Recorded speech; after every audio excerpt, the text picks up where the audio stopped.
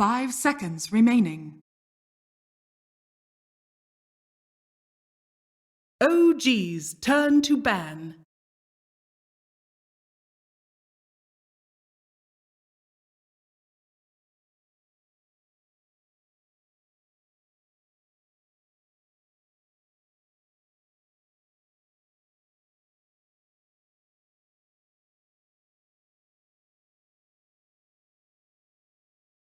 Ten seconds remaining.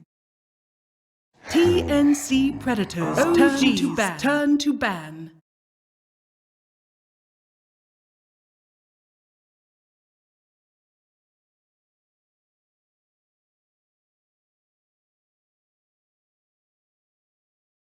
Thank you very much, Shiva.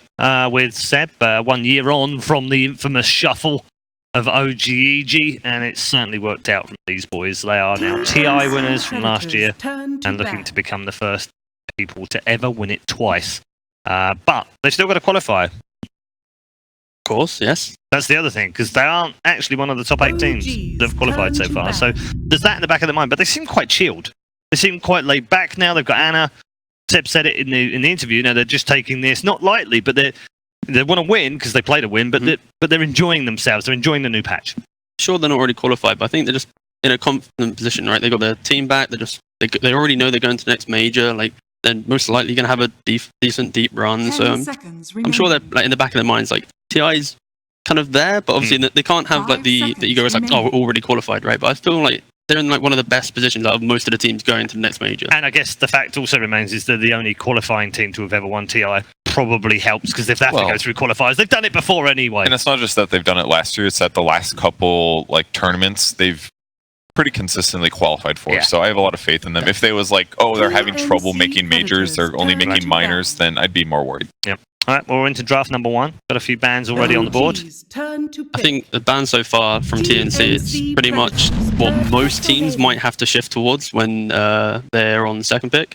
The whole Chen, the IO, just unless you've already got like a strat planned out to play into those 2 heroes, you're probably just going to have to ban them out just because they're pretty easy to execute and they're just so strong right now. CM opener? That's OG's staple so far. Yep. They picked it almost every game. At least some of the ones we saw yesterday. The one game that I did check his skill build, he went 1-1-3. So tons of mana for the early game to help the rest of his team accelerate and do early stuff. And again with OG, their bans so far, the Sand King bans just because TNC's played it yesterday, and they already know that the Chen IO probably will be banned out by TNC themselves. And then the Razor and Batrider bans, they're just 2 heroes that really disrupt how OG plays. They want to play these like melee, the Monkey Kings, the Trolls, like the Mag PA type drafts. So these 2 heroes pretty much can dismantle OG. So just getting rid of them in first phase unlocks the draft. So here's the double opener from TNC. It's an AA Shaker.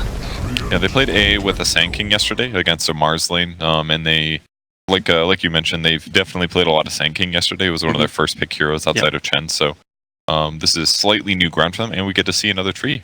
Yep, excited. But you can see how quickly they snap picked OG. It looks like right now they're just drafting. They already had that. Their plans are already set. They're doing the whole. We don't care what 2 heroes you pick. We're opening. This is what we're doing, and we don't care. And it's probably going to be the Seb tree off lane with the Jarrets and the CM4 most likely.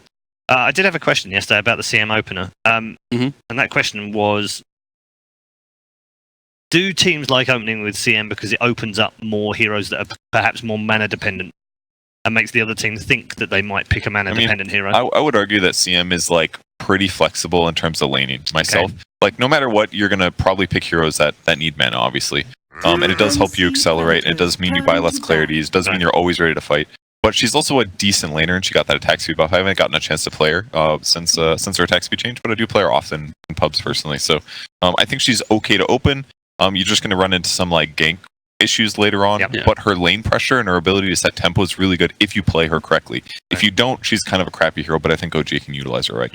10 seconds. Yeah, for sure. And especially how OG plays, they're normally playing as like 4 guys who want to enable Ana, right? So if they pick the CM, it's the same thing. It's like allowing that 4-man to be even stronger. They can spam more spells, be more aggressive, and they have less kind of like off time, right? They're just going to be right in their face non-stop. So from the outside, it does look good, but personally, I feel like the CM, I don't personally like it too much, because if it is on the 4 roll, if you don't have a good laning phase, and then you don't get the items and like, let's say the Glimmer or the BKB or whatever, right? To get the levels, and then you do fall off, and then you don't have like Jarex on this hero that's going to be always in your face, like a Pangolier, for example. The Earth I mean, Spirit. is that more about what Jarex? We know what Jarex can do, Exactly, and the yeah. style of hero that he's good on. I mean, Yeah. I think of Jarex. I always think of the Earth Spirit when exactly. you see him rolling in and making plays for his team.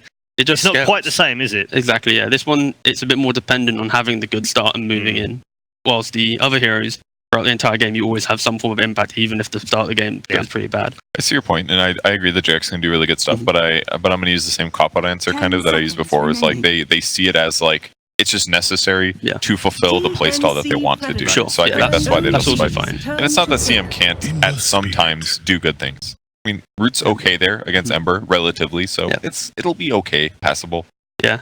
The Ember, like right now, the CM and the tree will have nothing to do with this Ember. Like, it's going to be pretty hard for them to actually deal with this hero.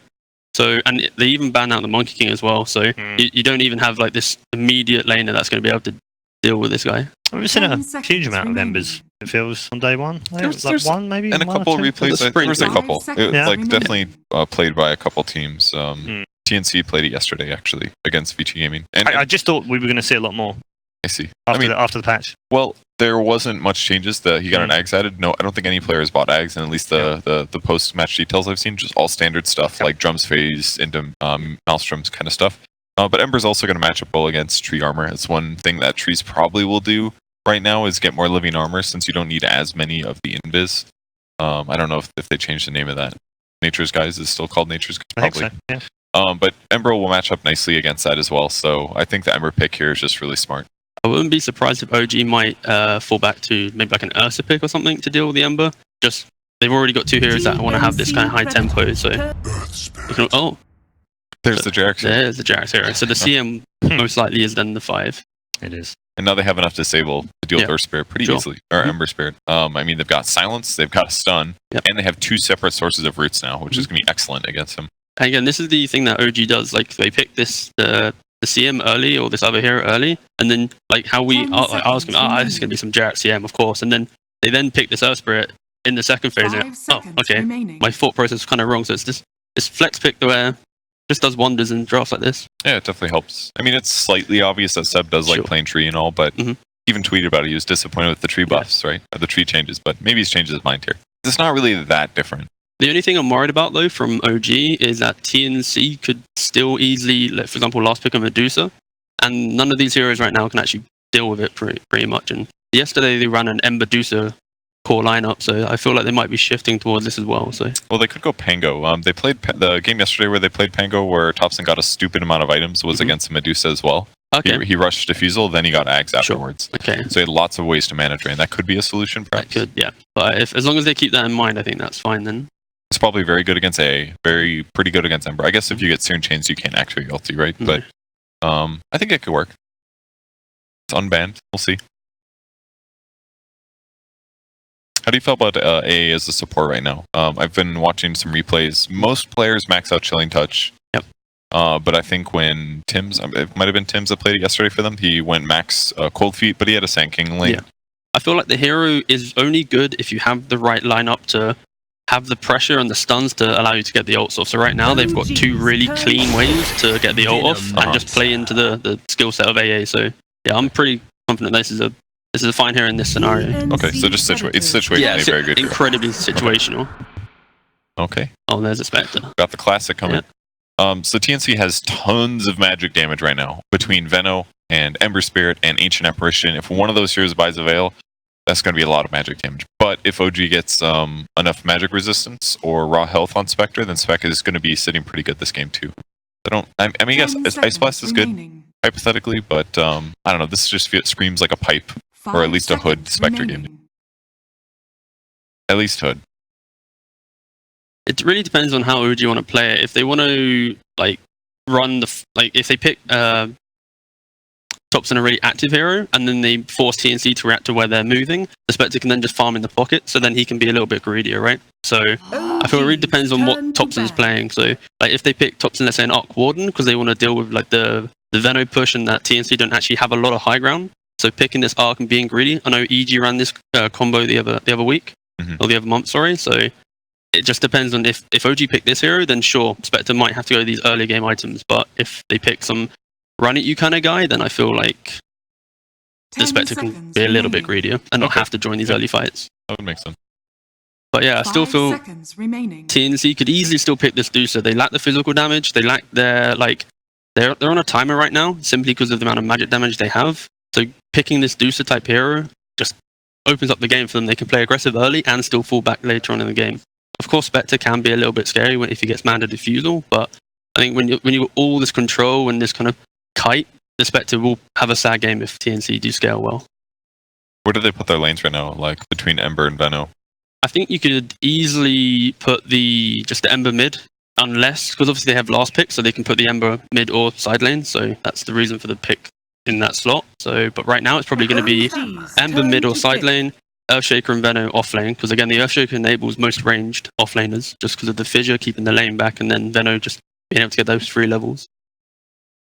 I just feel like he's super pressurable, Veno, as like an off-lane farming hero. Feels vulnerable. Sure. But that's like Earth Spirit rotates, gets a rolling boulder with a dagger or something. Veno's taking a lot of damage. But that again, that's the key reason for the Shaker, being able to keep the lane just by your tower. So if they do make this play, you're already in the range of your tower. You've got the aura, and now you're just chilling, right? And then eventually you're level 3, 2 points in Plague Wards, and now the lane's really hard. You just keep one scouting out the Earth Spirit, and you should never get hit by a roll, really.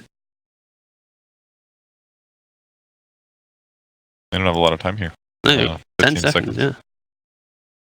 Alright guys, just pick the Pango. Meepo ban as well. TNC that. Predator.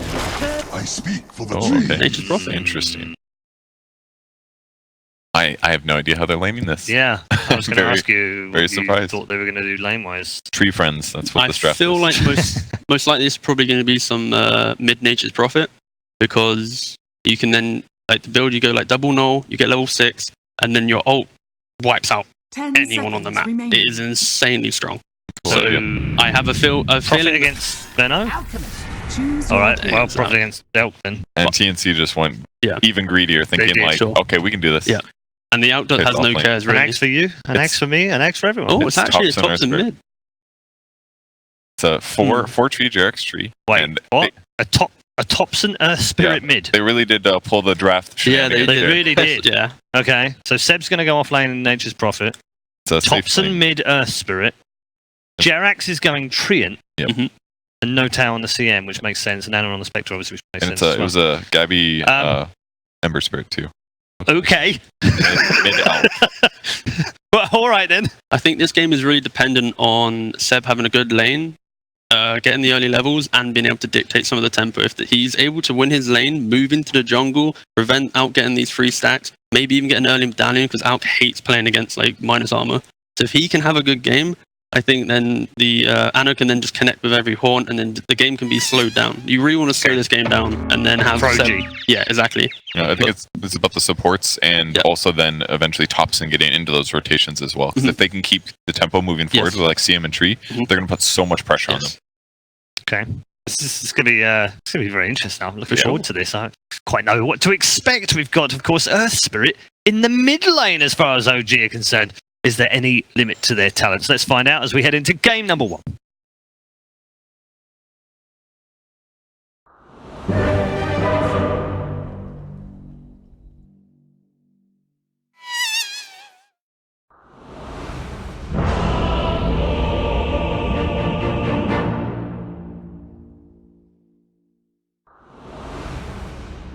You know what's cooking? Boom! You know what's cooking? You know, I get a little depressed when I hear the panel talking about how the OG need to slow this game down. This is OG versus TNC. I want to see some high-pace action, but we also have an Alchemist on the field, so... I think you still will, though. This is going to be action-packed, because TNC are certainly on a bit more of a clock here. You cannot go late game against the OG on a Spectre, especially with damage reduction mechanics already in place with the tree.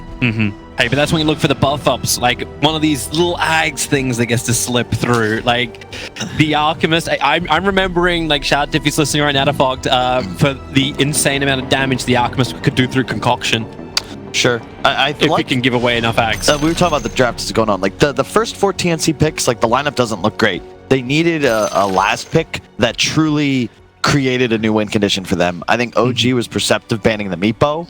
TNC, of course, going Alchemist, but that's the sort of hero type they needed. A last pick that just enables the 4 TNC like killing heroes, the magic damage, to play around this centerpiece to the draft that can also carry the Aegis and actually win the game, and that's the Alchemist here. So yeah, Armel, that's a lot of pressure on the Alchemist, however, and if they can pressure early on, like if OG want to slow this up, in fact, already TNC looking to get involved. This is a 4-on-4 around the top rune. Who do they want to go for? We get a 3-man in the Nova, and the damage into Gabby is heavy. Tims gets the fish drop, and he'll steal the bounty rune as well. They're all trying to escape up the hills. Gabby is the lowest, and that's the one they really cannot afford to lose. Slow him down. The Gale will now connect from Cuckoo, but it all comes too late. No. Gabby's already been brought down by Jerax. Not just that, but you skilled Gale now, and you do not want to skill Gale on Venomancer level 1. Your Poison Sting is far more valuable as a laning mechanic. Unless he can combo with something, but the only thing he's got is Ancient Apparition, who went cold feet. Like, there's not even the harassment that comes in from Chilling Touch either. And this is also, man, problematic. You know how hard bottom lane is going to be for Gabby as well against a Furion and a tree? Look at the auto attack damage that can come out from this lane. They got a Blightstone level 1, and Ember is just not a strong hero. Your Flame Guard's cool and all, but they're just going to hit him in the face. They're also looking towards top lanes. Cuckoo is baiting at the moment, looking for a fissure block. They already pinged out that they want to go onto No-Tail. Cold feeding him up. That's where they get the chain stuns. And the denial! Anna actually denies No-Tail. TNC were preparing 3 heroes to get this kill. They don't even claim it. More importantly, you give No-Tail a free mana regen, and in addition, you use 3 spells, 1 per player. It's so much regen spent, and No-Tail had already bought, so they lost nothing there. That helps OG. So Tims does the only thing he can do. He's dragging the creep wave off the top. Gabby is having a hard life on bottom, but AU's come down here to try and correct that balance as well. Yeah, and just to reiterate, if TNC don't like absolutely snowball through the laning phase, OG's gonna win this game. Like there's the emphasis on TNC here to make things happen in the laning phase, and they aren't looking great right now. And I don't know if they ever get a lead in any of these matchups, specifically top, where Spectre not just lanes well against the Veno, but the one thing that this hero is weak against is high reach, and Spectre can just pop ult and jump on any of these squishy backline heroes on TNC, either support or the Veno. And you get an Earth Spirit, which is just non-blink required initiation, another excellent Veno counter because you can ignore the ward spam and still initiate. Okay, let's actually have a look at a different lane, because we've been talking a hell of a lot about top as Cuckoo's probably going to die and bring our attention back up to this top lane. Actually, no, not enough damage to kill him off. But let's talk about mid.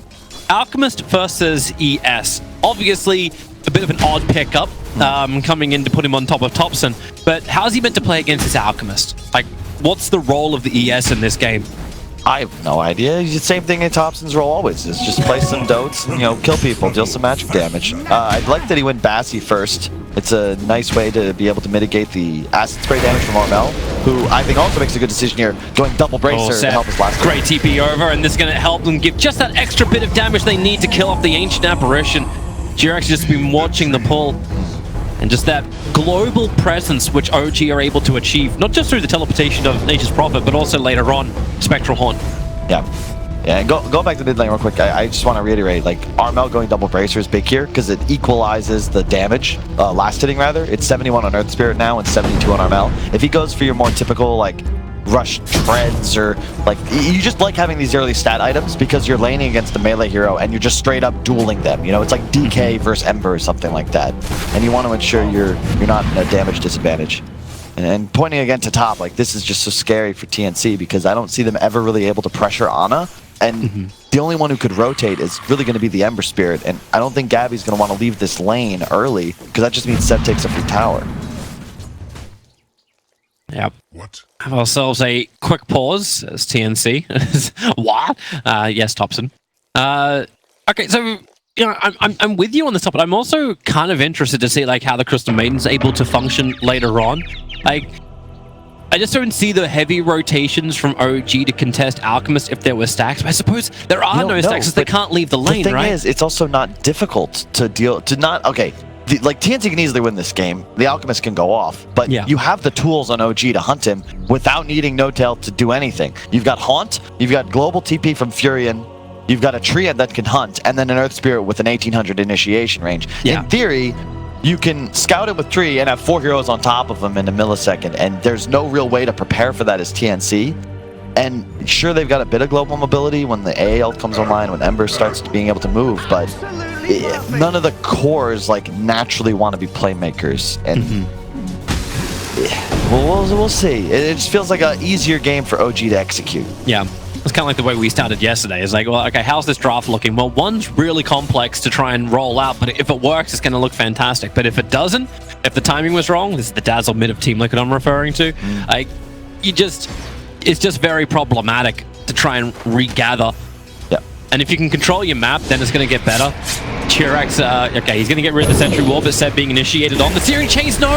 It went onto the tree as they kept him on top, but it won't matter anyway. Seb is still going to be brought down by Gabby. It's big. That's a long Seb. Thanks, Owen. And they're coming again. Gabby was a little bit too far forward. Seb's looking for revenge. As Gabby has the lead seat onto him. Jirax slowed up and will be forced to turn around. And notably, the AUAA is going to be maxing Cold Feet here. Really good synergy with effectively all of the other heroes on his team will be able to land that spell easily with any disable applied. As they find Jirax, he came back in close enough. Meanwhile, up on top lane, Notal's being hunted down by Cuckoo. Supports down on the way from Tim's, able to hit that fissure, which means Crystal Maid's going to tick out, but of course it can. Anna, he can see this coming from a mile away, just denies the Crystal Maiden once more because he got no burst damage to finish him off. Yeah, this is the dream for Notel. I'm telling you, as a 5 position, like he's doing a great job ensuring he spends all his money as he dies, because it takes time when it's Venom Shaker. And he just gets free mana. He just TP's back in. Look at this. They're immediately going back on Cuckoo. Yep, look at Tim's. He's waiting. He has the fissure, so it's difficult for OG to just easily initiate in. This mid lane, by the way, the CS is looking almost even, like it's 10 the difference, but the net worth, it's already over 4.1k. Top lane, Cuckoo's in trouble again, but hey, don't worry. He's got Tim's here, or actually, he's got Tim's there, but where is your fissure? It's still on cooldown for 1 more second. He can throw it out and actually get the kill onto Notal. He just needs a little bit more time, and here comes it. Dobson's here, though. Yeah. Pops the ult. Killed off Cuckoo. Going to turn on the Magnetize, and Seb's also going to TP in. He did a little bit of extra damage to ensure that Tim's going to tick out the Tango regeneration. It will not be enough. So Thompson will claim his 2nd kill underneath that tier 1. Yeah, the thing is, though, it's a lot of space for Armel, who's doing a great job, like, continuing to try and stack his own camps. I love the build he went for as well. Like, just skip stun, 303, tons of stats straight into Radiance. So it's a way to be as gold and slot efficient to make your hero as strong as possible, and then you just say, all right, I'm going to chill. I'm going to wait for this huge item now. And you look at the warding from Jerax, by the way. He just placed all of those. It's very easy to ward effectively as a treant because the enemy side will not see you. Obviously, you're invisible. Yeah. And he places a bunch of wards specifically to find Armel as he tries to farm his Radiance. Yeah, but it seems also a little too easy for Armel, where he's got that camp so close to the mid lane, and he's the pressure is still being applied from mid. Like, he doesn't have to back off too far. Looks like Anna may be in a little bit of trouble up on top. Tim's is moving over.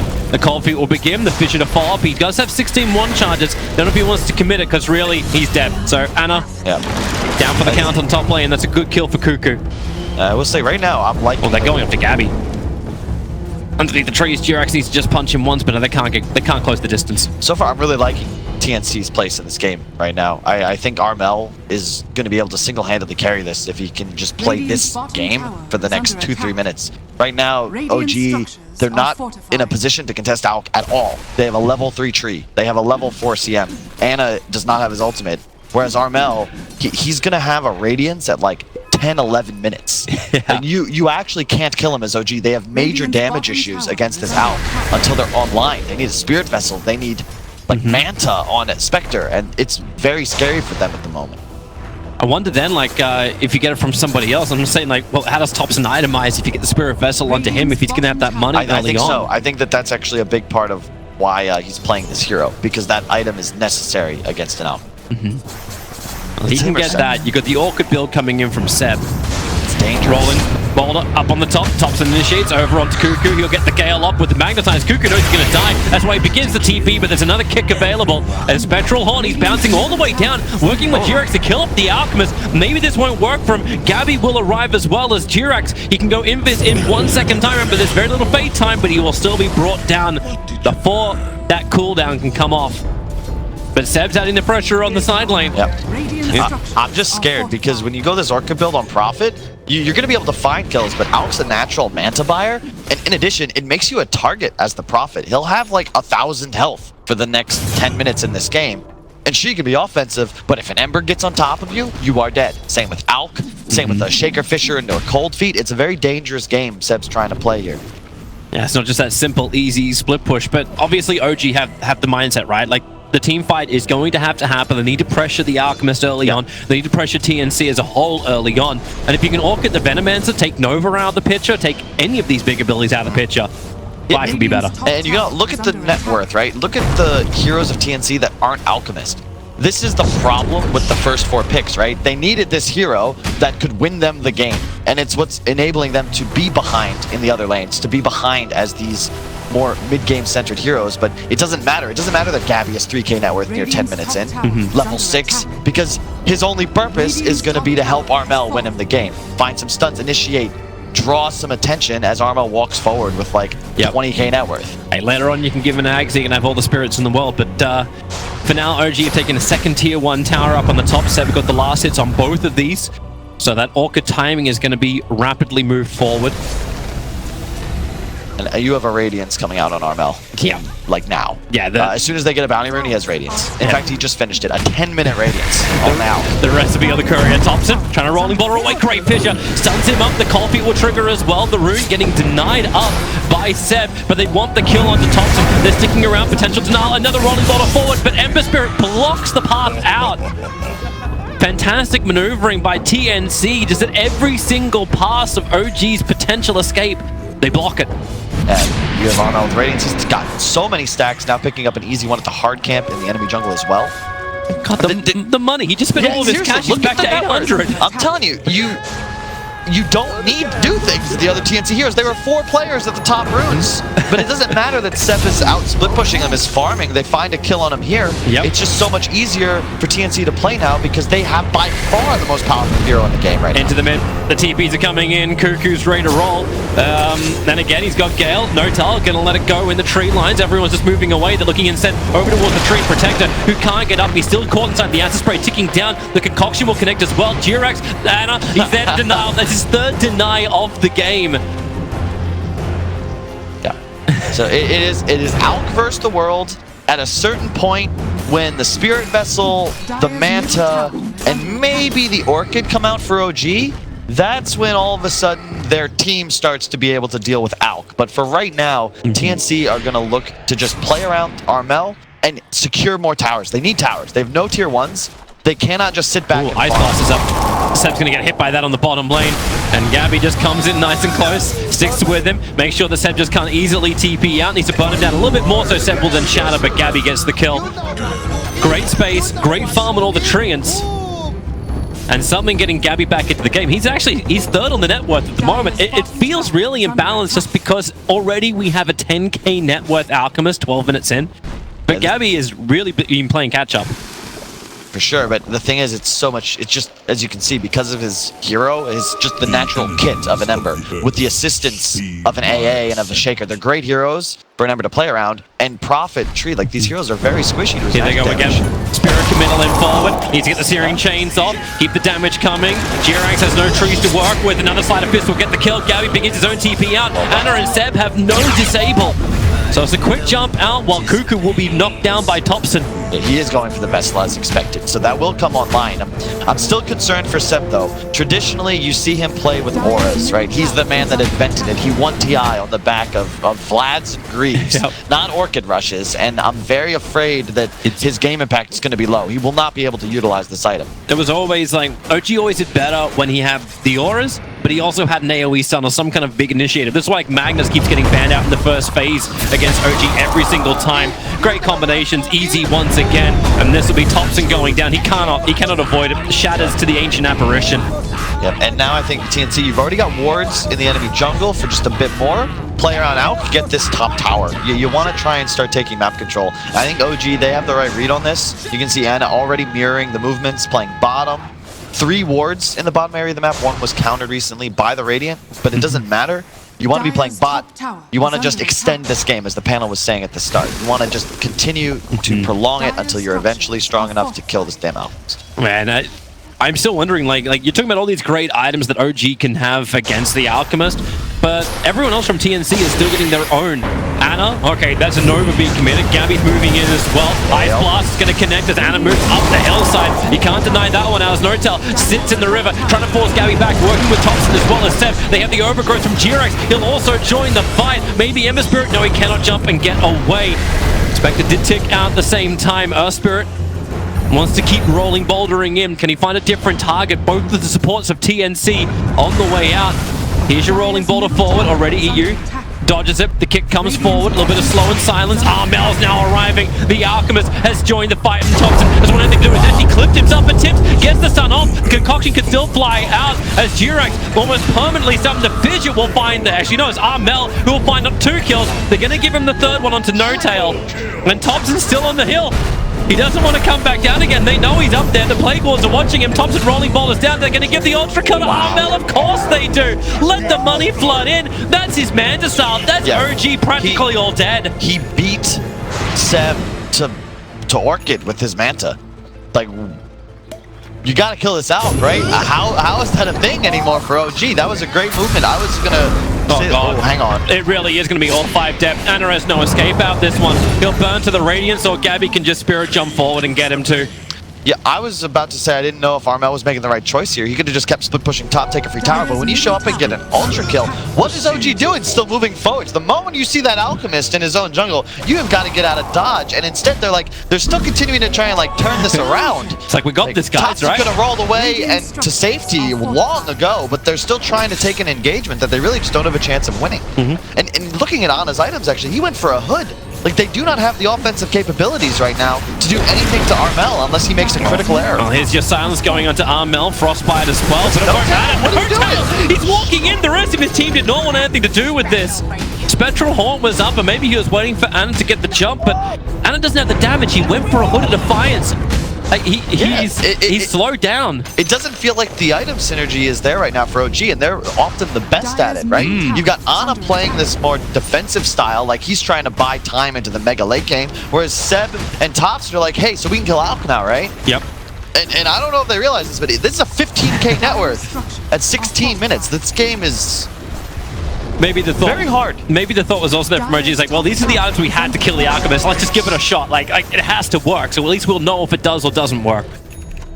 But maybe that's when you have to start playing a little bit more shady. Get into the backlines, slow things down. Thompson runs in actually into the middle of Tim's while the concoction on bottom lane. It's going to get the kill into Seb. But Thompson, he's getting a solo kill right now on Tim's, thanks to having his magnetize up. Jirax? Yeah. He's a double kill for Armel. It's not like he's got enough kills. He's now 8-0-4 on this Alchemist. The problem is as well, he just finished a blink. So I again point to Seb's just HP. He's the top net worth on his team, but until he has a BKB, if he gets blinked on by Armel, if he gets remnanted on by Ember, he's just dead. He is immediately dead, as we've seen now, like what, 3-4 times he's just been picked off because there's no method of survival against these heroes with hard lockdown. Tons of burst damage. So his blink into Shiva's now even worse. Like, you've got no damage. Thompson's trying to run himself out this mid, still got clipped by the Ice Blast.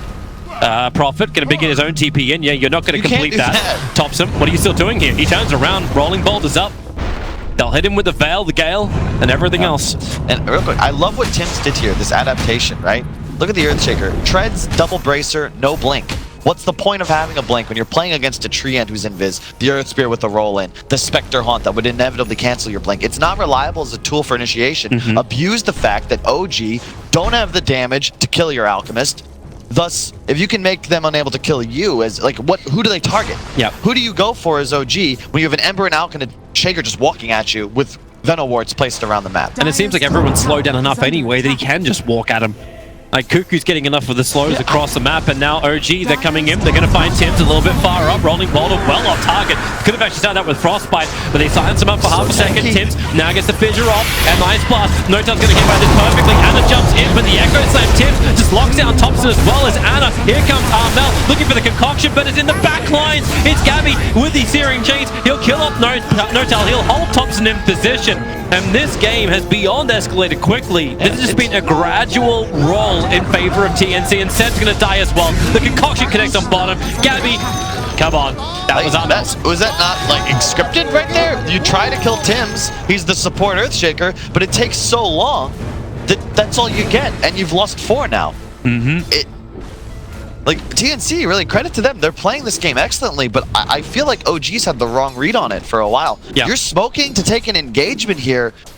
You can't win this fight.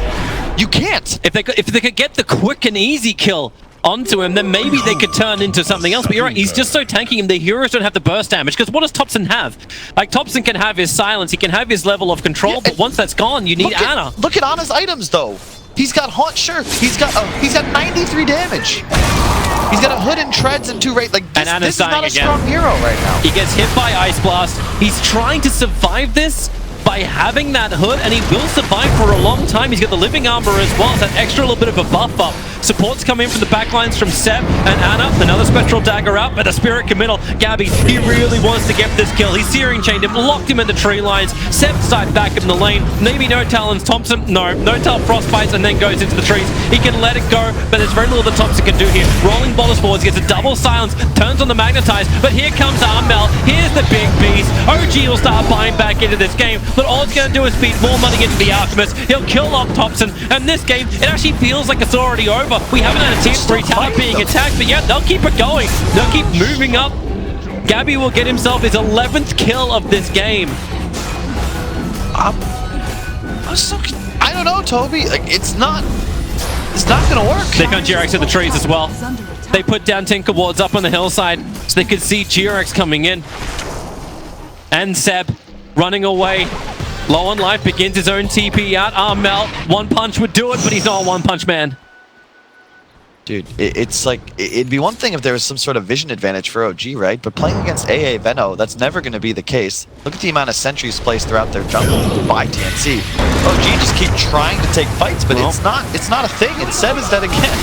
Yep. Ice Blast will actually kill him. Thompson rolling boulders in, but it's a quick jump away. And I again point to the Orchid, the 2 real targets for OG, right? They're Alk and the Ember. And by the time the Orchid was online, you had a Yules on Gabi, and you had a Manta on Armel. They're not targets anymore. And it's not as if you're going to be able to find the AA in the back of the fight. AU has no intention of being in a position like where he can be isolated or just cut off in the back. He's just standing around his team. They're finally going to do Roshan. 21 minutes into the game, 29 kills into the game for TNC alone. And OG have no way to scout one. They just profits down. Thompson, if he goes for it, it'll be a suicidal run. Cuckoo's already putting the wards down. Radiant Scan, Dire Scan, everyone's aware of what's happening. Spectral Horn from Anna can get him in the middle of the thick of this, but they don't know the timing of Roshan. He's already at 1.2k. And then the initiation as she comes towards mid lane. Ice Blast comes in, No-Tail on top to get perfectly hit by that. The Nova is pretty damn good as well. Everyone's going to start to tick down. Maybe they can get something in return. Cuckoo will finally die. OG can get a kill, but they're going to lose everything else. Here comes Armel. G-Rex actually just ticks down as well, as Armel just has to stand next to him, letting everybody else, the supports, get the kills. This game's over. GG. Not even 22 minutes on the board, and OG will admit defeat. But you can see, if they had taken like that fight without being, 20,000 gold down, like maybe you got a chance. But I see it as OG gave away like 15 of these 33 kills, asking for an engagement that they cannot win. Yep. You cannot do this. And TNC, like they were memeing the whole game, like spamming chat lines. They're having a blast.